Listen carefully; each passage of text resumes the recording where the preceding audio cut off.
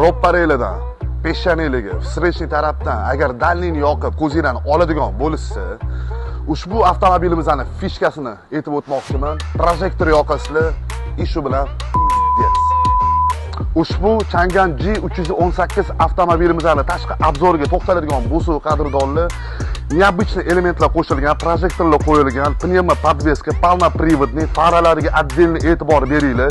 20 razmer balon, o'zini paroklari qo'yilgan, бесключевой доступ, 360 krugovoy obzor, bo'yiga to'xtaladigan bo'lsa 195 chamasi chiqadi va undan tashqari bagajini agar ochadigan bo'lsa, pnevmo podveska srazu pastga tushyapti, spust beryapti, qadrdonlar, отдельный e'tiborga loyiq.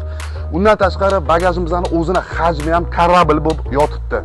Narxiga to'xtaladigan bo'lsak, qadrdonlar, 25% boshlang'ich to'lov bilan xarid qilsanglar bo'ladi. Umumiy narxini obzori oxirida aytib o'tamiz.